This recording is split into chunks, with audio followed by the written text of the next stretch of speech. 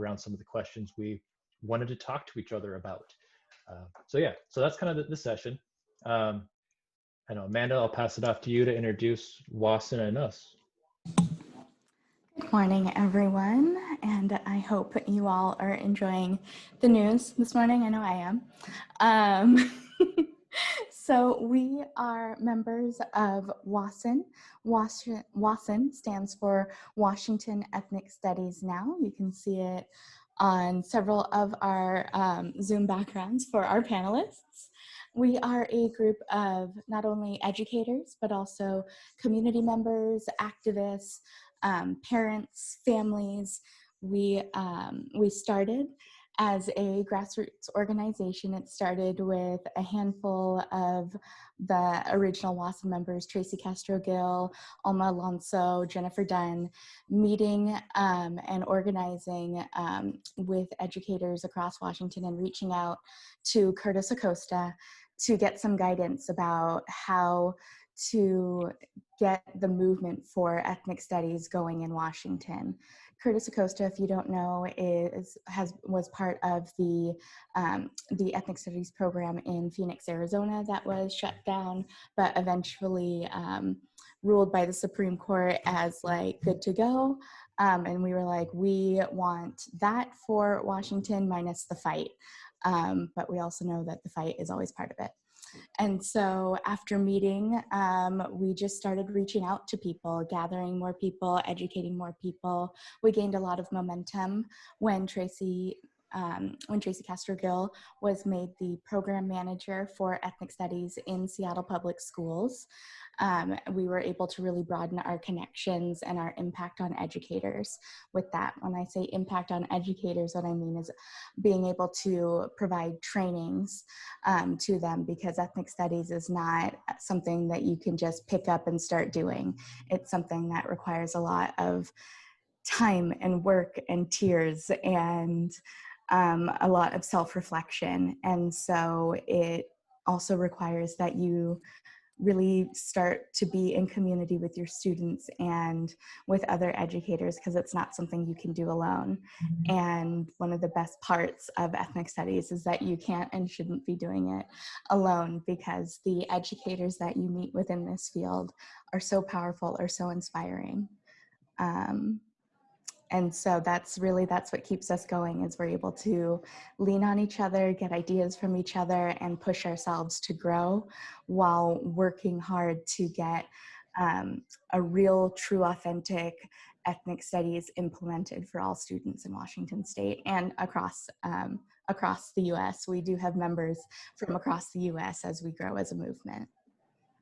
And anything else I neglected to add, y'all? I feel like that was it, but I don't know.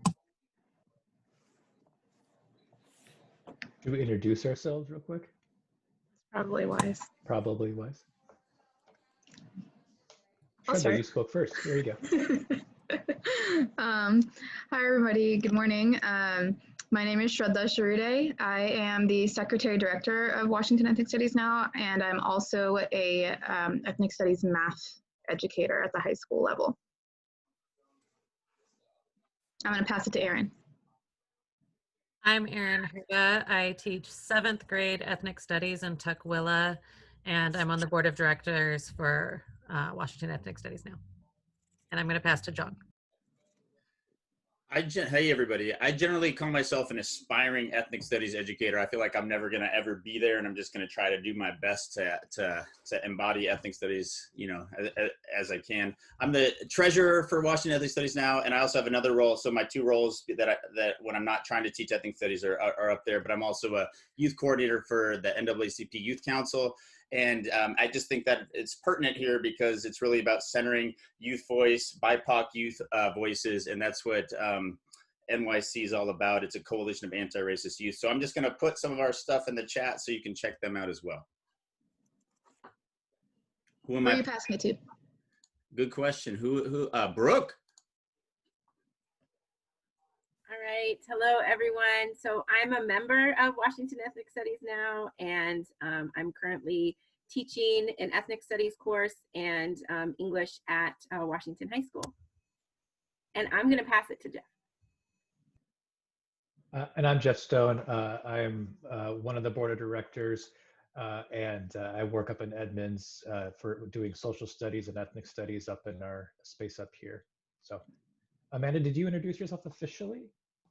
I don't think I did, y'all. Hey, Amanda, again, Amanda Hubbard. I work in Seattle Public Schools as an ELL educator and as what John said, an aspiring ethnic studies educator. All right, so should we just start the conversation? Shraddha, Sure. you up first? Yeah, I am. So we wrote down some like guiding questions as we were kind of talking about what we wanted this discussion to be about. And I know one of the really big questions that tends to come up is simply what even really is ethnic studies? Like, is it multicultural education?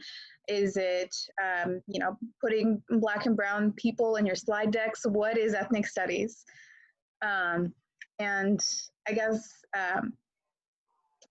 the way that the way that I kind of interpreted it is that ethnic studies is all of the above. It is having Black and brown people in your slide decks, because if you're not doing that at the bare minimum, I don't know what to say about that. But it is also changing your approach in education. It's having counter narratives within your curriculum. It's changing how you interact with your colleagues. It's changing whose voices you're uplifting and prioritizing. And it is not just in the classroom. It's beyond the classroom. Ethnic studies is a lifestyle change. That means that you actively are working to be anti-racist in every space in your life, and to do the self-work that is involved in this. Because if you don't do the self-work, then you're really harming your Black and brown students and your Black and brown colleagues, because you're harming them because of you needing reflective time. And that's why ethnic studies cannot stop when the job ends, and it cannot have the boundaries of your classroom walls.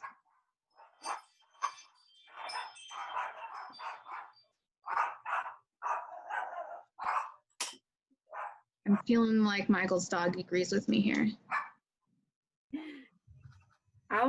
I'll go next if that's okay. And next thing to kind of think about is how we approach ethnic studies from a pedagogical and content focus. And so I think there is no curriculum. And I think that's one of the really important things to really think about and understand. There's no packaged thing that you can purchase and say, this is going to work with my students. And so when I think about, it's what we teach and how we teach. And so when we think about how to decolonize our classrooms, part of that is really adjusting that teacher-student hierarchy. And so when I enter my classroom, yes, my name is above the door, but it's not my space, it's our space. And so it's really important that you set that up at the very beginning. We have to build trust, and part of building that trust is me acknowledging and validating the experience and the wisdom that my students have to share from their experience, from their life, from their culture, not tokenizing them, not forcing them, but allowing them to bring their entire self into this space.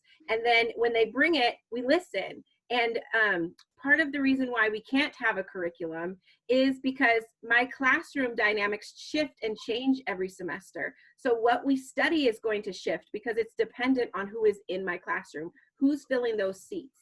And so, yes, just like Shraddha said, it is about having more representation. Ethnic studies is mirrors and windows. It's mirrors to be able to see themselves. So they need to be represented in what we're studying. They need to see themselves on the walls of our classrooms. They need to feel like they belong, but they also need to have that so they can have windows to see one another. And so one of the kind of foundational tenets of ethnic studies to me is it's about love. And we have to first learn how to love and accept ourselves. And so when we are studying ourselves so much growing up as a biracial educator, a woman, it's really hard as a student, I should say, I wasn't an educator early on, but as a student, so much, I never saw myself in what we studied, or if I did, it was slavery. I identify as a biracial Black woman. I should say that first. But I saw myself in enslaved people, and I saw myself in Martin Luther King and Rosa Parks. And I was like, man, is there any, like, was there anybody else? Like, did we do anything else? And so I think when we're talking about what we study, it's not enough to just be there. We also have to make sure that we're centering joy. We have to make sure that we're centering resistance and survival. It can't just be the things that happen to us. It has to also be the things that we made happen. And so it's really adding those counter narratives. It's not teaching students what to think, it's teaching students how to think. It's bringing multiple voices to the table and really helping students become critical thinkers and analyzers of information, and being able to look at situations and say, like, whose voice is missing here? And so, and Jeff Duncan Andrade, I always, he has a talk that I always think about, and he says, you know, culturally relevant teaching isn't enough, because Black and brown students that I teach in Parkland are going to be different than Black and brown students that he teaches in Oakland, or Black and brown students that are on the East Coast. And so we have to make sure that we're also community relevant. And so just adopting widespread curriculum and thinking that that's going to do it is not the answer. It's that continual work that we have to be engaging in with what's happening today, what's happening now, and really historicizing the moment that we're in so they understand how we got to today, but then making sure that everyone has a responsibility for where we end up in the future and what legacy we leave.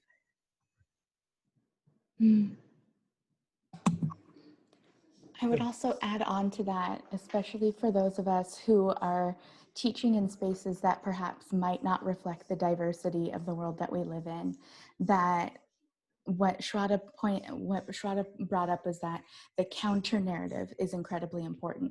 So even though there is not a base curriculum or anything, there is an expectation and a need to teach that counter narrative, because history didn't happen in a vacuum, and it shouldn't ever be taught as just from one perspective.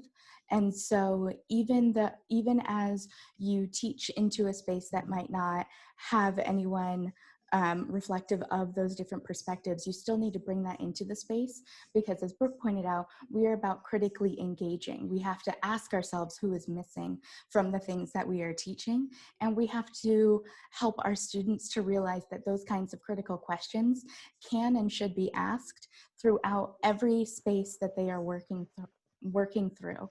And for me, especially as an elementary educator, as we think about where students are developmentally and like how much can they understand abstractly, we have to always be looking for those real world connections, for those current event connections, so that it's being brought to something that they are experiencing. You can't have a conversation about missing people with elementary students without making sure there are visuals, without connecting it to like their lives now, so that they can really start to understand the different layers of why we care. And so that is also part of why it's so hard and so time consuming, because a common refrain we hear is that you can't teach what you don't know. And that's absolutely true. So what are you doing to know some more things? I wanted real quick, because we've all mentioned to some degree this phrase counter narrative, and I find that not everybody knows what that actually means. So how do we define counter narrative, like, and how does it show up in our spaces? Because I mean, I don't have students I don't teach students directly. I work with adults, and so and so I have, it's different for me, I think. But so what does it look like when what is counter narrative, and what does it look like in our space? What's an example of a counter narrative that we use?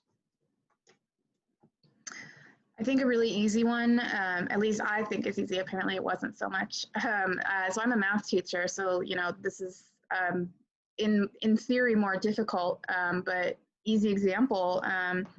When I'm teaching, I teach geometry, so we talk a lot about triangles, specifically right triangles, which everybody knows to be Pythagorean theorem. And if you actually learn about it, the Pythagorean theorem was not his theorem. It was discovered by multiple different ancient civilizations. China, in India, in Egypt, in Nubia, so many different places was it discovered beforehand. And credit was given to Pythagoras because, you know, Western mathematics has ruled mathematics around the world for the last several centuries. And simply discussing that and talking about renaming it to be the right triangle theorem, because that is literally what it does. I've heard math teachers say, like, the kids always get confused that it can't be used for other triangles. I'm like, oh, it's because we're calling it Pythagoras, like Pythagorean theorem has no purpose, no meaning other than to accredit a white man with an entire mathematical theory that had been used for centuries before he even was born. And that's an example of a counter narrative, is just having that that conversation and actually changing the language in your space. Stop using Pythagorean theorem. Call it the right triangle theorem. Call it what it is. Don't attribute it to a man who just decided it was his. So how do you define a counter narrative? That's a beautiful example, but what's your, this is what it means. I'll allow someone else to speak. Sorry, Jeff, I missed it. My daughter asked me a question. like how do we define counter narrative? Like, we're using this term and sure, they give example of the right angle math theorem versus Pythagorean theorem. I don't do math. So as an example of it, Everyone does I math. don't do math well. Okay, I'm a budding mathematician. I'm working on it. I know. There we go. I've learned to say it right. Anyways, what the hell? Oh, how do you define counter narrative? I think I would define counter narrative as something that provides an alternative perspective and theory backed with evidence to a status quo, to something that has been normed for us. And so when I'm teaching with my elementary students on current events, we could even bring up the example of like calling something a protest versus calling something a riot, calling something a riot versus calling something a massacre, because you also need to take it back in time so that these things aren't like, why don't we know any better? Well, that is an actually really good question, because if we look at history, which we don't generally do, we'll see that we're just still operating in our same patterns. And so when you're also bringing in that counter narrative, you're also bringing in the historical points that help to inform what it is that you are teaching. Yeah. You know, I was thinking about what Amanda was just saying and your question, Jeff, and a thought that occurred to me was the reason that I always go with examples instead of definitions is because one of my ways of knowing does not include written word, and definitions are so flexible, and they really are, the way I see it is the application is so much more critical.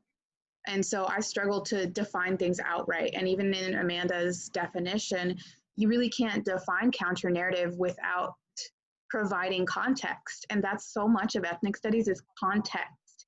Because if you try to define counter narrative, you create another master narrative. You say, this is how it's going to be.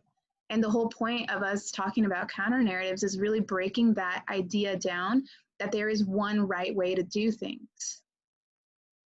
And I know John's been trying to say stuff. I'm giving him a chance to speak.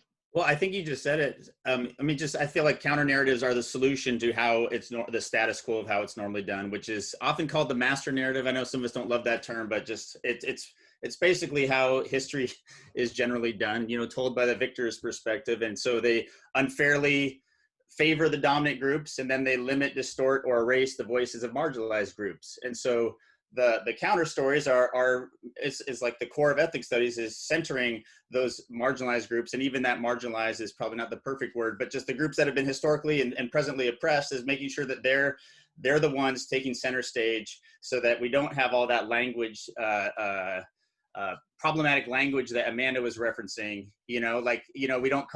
We so often call like incarceration of 120,000 people of Japanese descent internment, but we could call it incarceration. Just slave versus enslaved people. All those language shifts seem like they're the result of these master narratives. But just one recent one that I've just been using in class, not the master narrative, but the counter story, is we've been challenging the master narrative of what it means to be poor or not make a lot of money. And it's just so often the master narrative is that they're not working hard enough. And so then we read Patrice Kahn-Kohler's book, When They Call Us a Terrorist, or When They Call You a Terrorist, which just shows like she grew up poor and working her butt off. And there's no way you can uphold that master narrative once you learn the counter stories. So that's enough.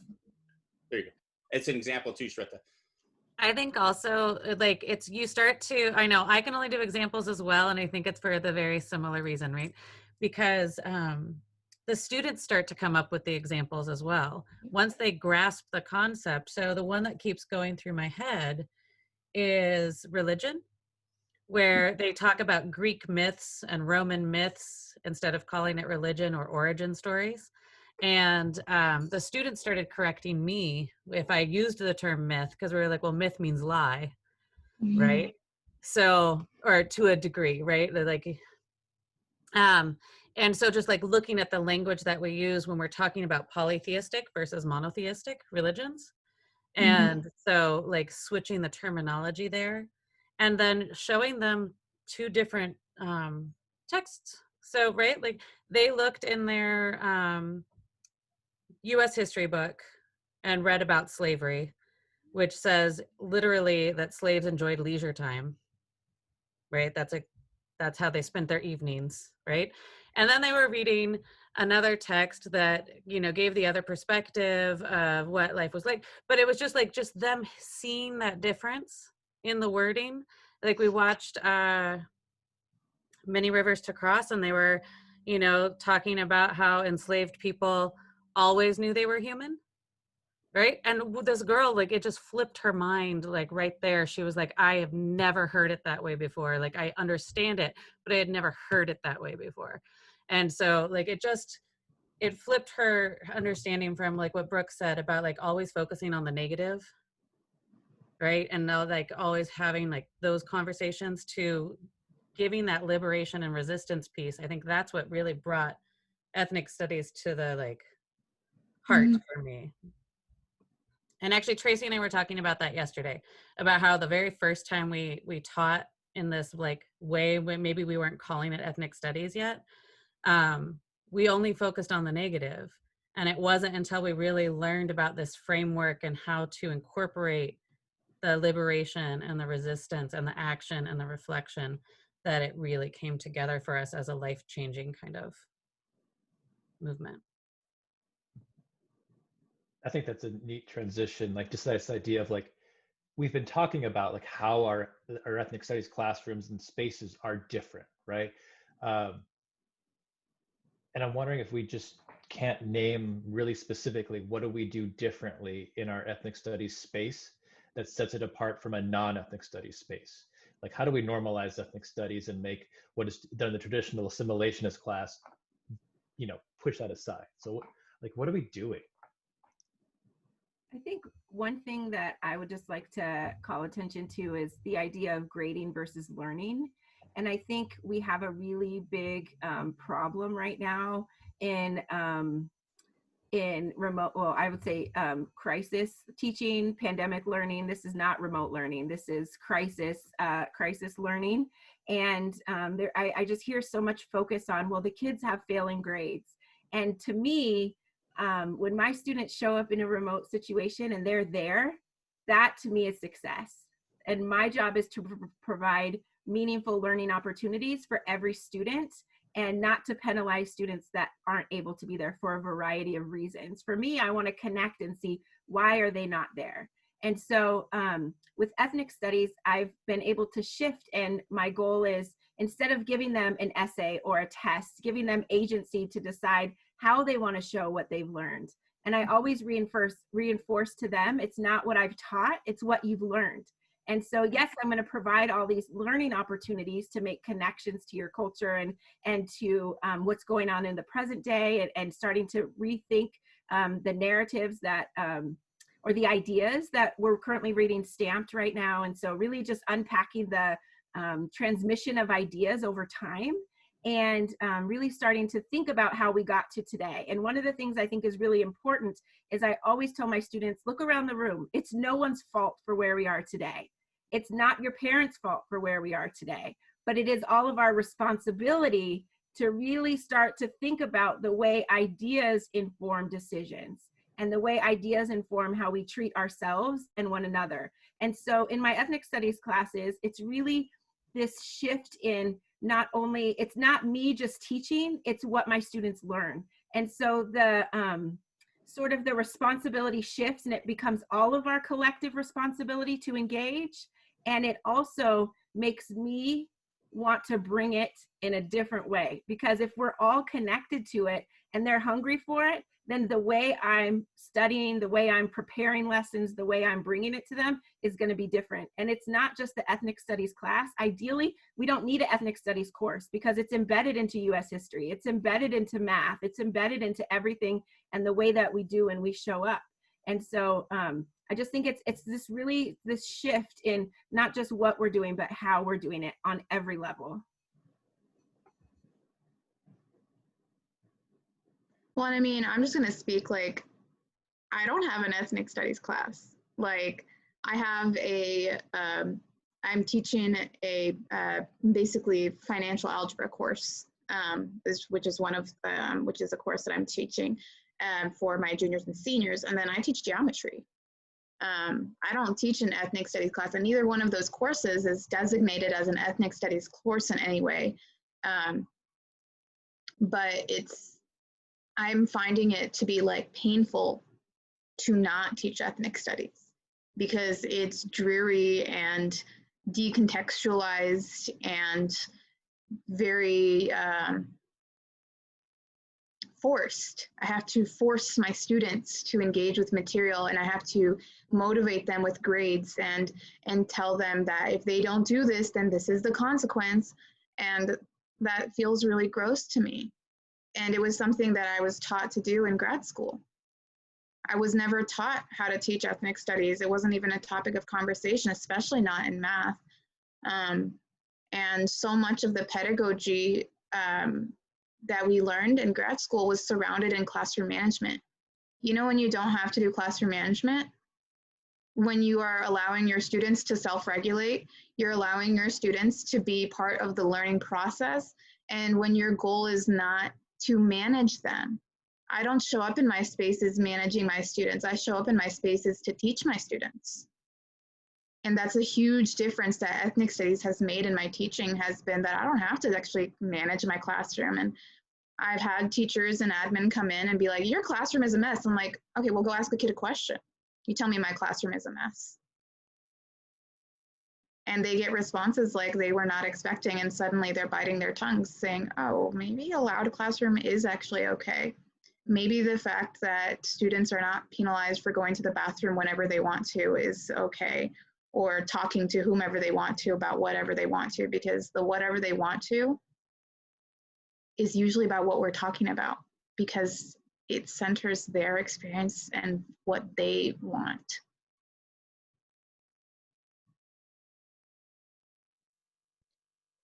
I think that's a huge part of it too, right? Because when you realize, like, you know, like it's our classroom, right?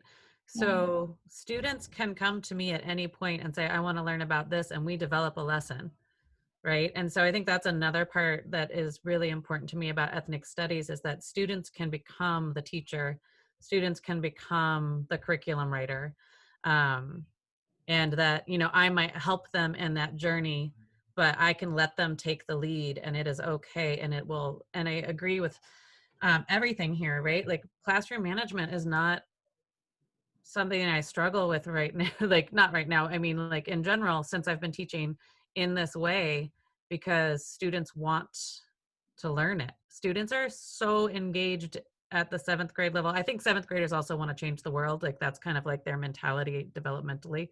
But man, these guys come in with amazing things. Like I feel like our future is bright when I hear these kids respond to questions around the counter narratives and power and oppression and liberation and resistance. They just shine.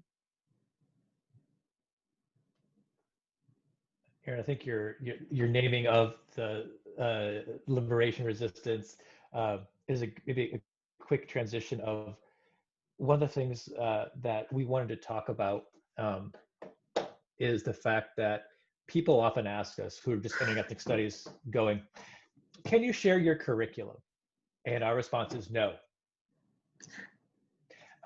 Why do we say no? Like I think Brooke hit on it earlier to some degree, right? Like it's community based. It's really dependent upon your students. But what are these other reasons why we don't just say, here, take our curriculum and go? Like what are those? Why don't we? It's purposeful.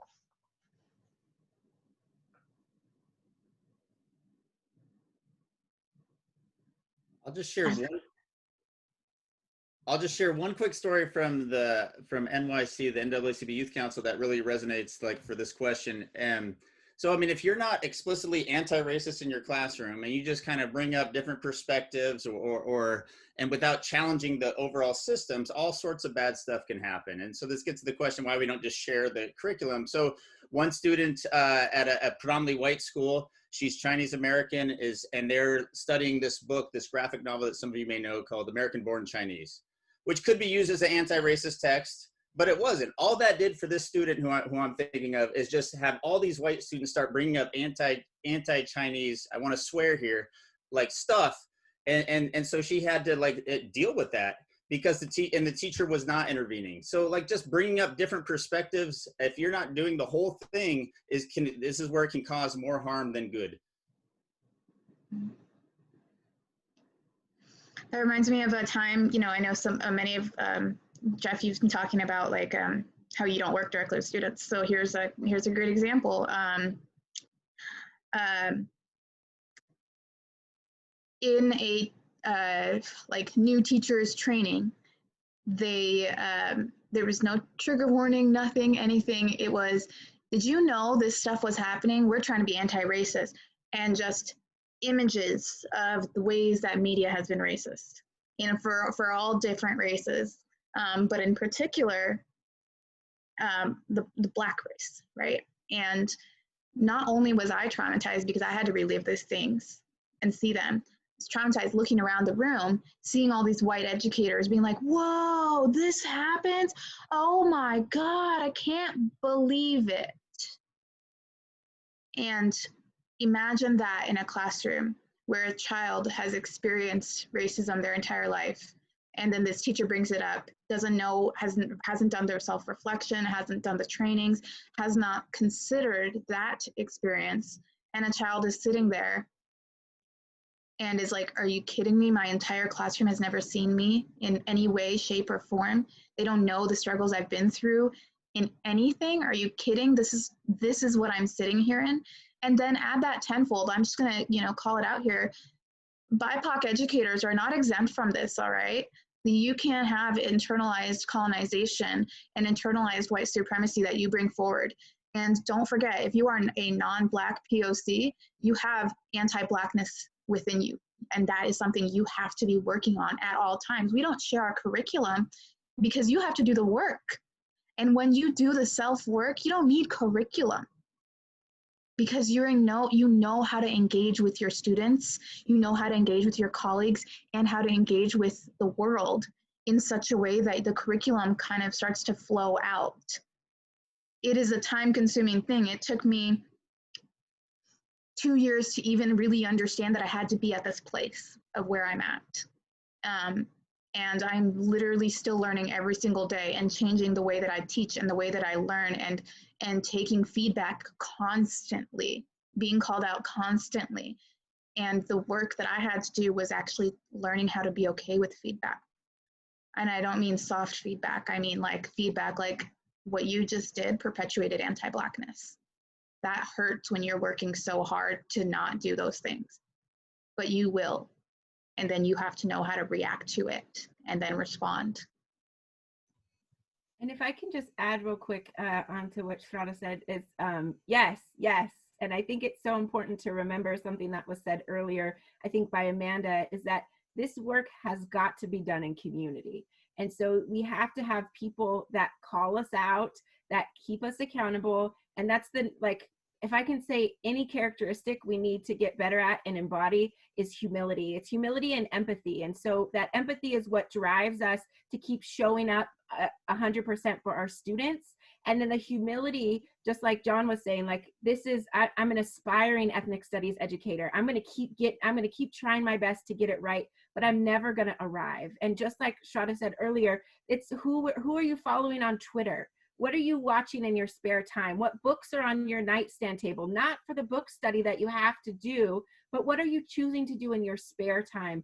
How is that building up your capacity? Because when you think about when you adopt new curriculum for a course, that first year, it's sort of just delivering what was given to you. And we don't have the luxury to do that for our students, because if we just deliver what's given to us, we are doing harm. And so what we really have to do is start to we have to vet everything that we're going to say and we're going to use it. And really, it has to be that heart work. It has to be that idea to really say, like, okay, I have to think about how it's going to impact every single one of my students before it comes out of my mouth.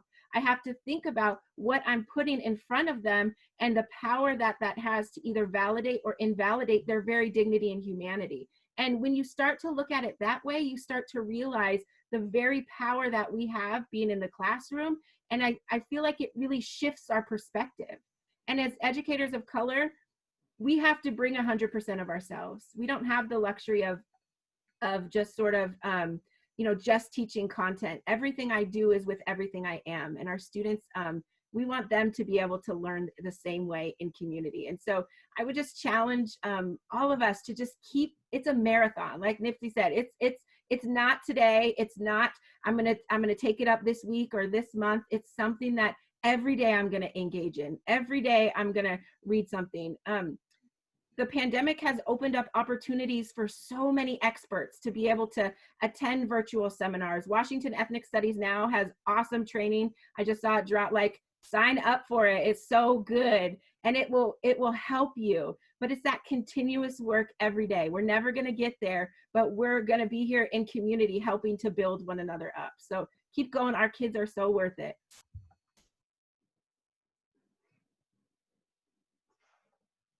So we said we would do questions and answers.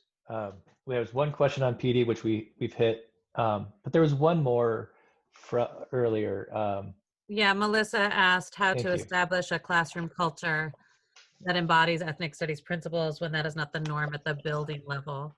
And I can't speak for everybody. I teach in Tukwila, and so I was in a real solo space for a long time, but definitely ethnic studies was not part of our building norms, right? Like but what has happened is that since our ethnic studies has grown in the school, our norms have changed to match ethnic studies. And so that year of fighting and the year of isolation where people literally stopped talking to me in the building because of what I was teaching, that gave way because because persistence, right? Persistence, and then getting people on board. And that was through professional development. And so I agree, like, I am on the board of directors of Washington Ethnic Studies now, and I take the PD from Washington's Ethnic Studies now. And that, yeah, a lot of us do, because it's life work. You don't stop learning. You have to continue. And as a white woman, I make a lot of mistakes that I have to, like, continually assess what I'm what I'm doing and how I'm approaching this work. And my entire department is white except for one Black woman, right? And so we have a lot of work to be doing, self-work to be doing before we can do this. And I think that's part of what goes into the classroom culture, is that I think we do so much self-work. And what Brooke said about it being based on love, it's really about sharing that with your students and breaking down that authoritative barrier, right? And really being a collective. That's my perspective. Well, and one thing that I wanted to add was very much that if you're in a place where your classroom culture isn't there, then my recommendation is to spend time thinking about what your at-home culture is. What is the culture in your own house? Is your culture to avoid those conversations at home with your roommates, with your partner, with your children? And if that's the case, start there. Establish a culture in your home where you can talk about these things and then bring that into your classroom. Step number one is acknowledging who you are and showing up as you, the human, and not as you, the teacher. When you show up as you, the teacher, you are instantly setting a master narrative in your space. You are saying, I am in charge, this is who I am in this space, and this is what you're going to accept. And you're asking your students to show up in the same way. So whoever they have been as a student and whoever has treated them in certain ways, that's who they're going to show up as. And classroom culture, especially anti-racist classroom culture, is all about relationship. And you can't show up as anything more than you. And if you try to show up as less than or more than exactly who you are, your students know, and you're never going to be able to build that trust in culture. And I just want to add one more thing real fast. Sorry, I keep talking.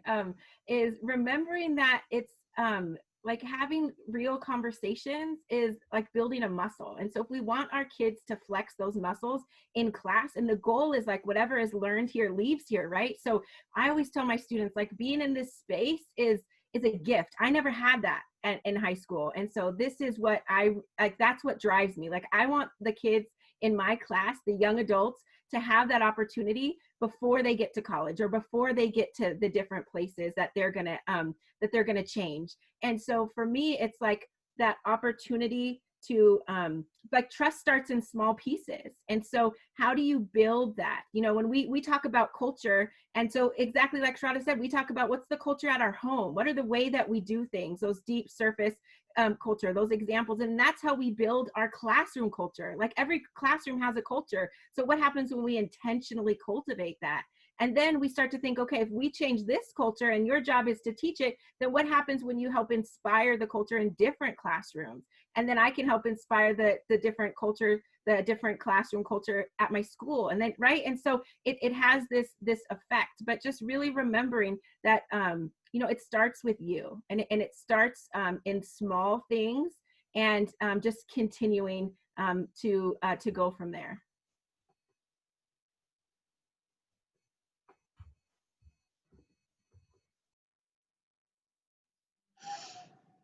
Who's closing us out? I'll do it. All the things that we talked about, we've mentioned two really critical things: self-work and community.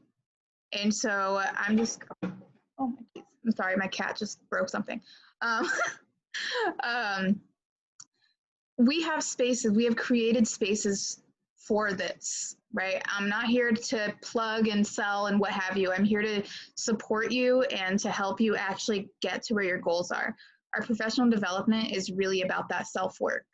We really want you to join us, to bring us into your schools, to support you in that self-work.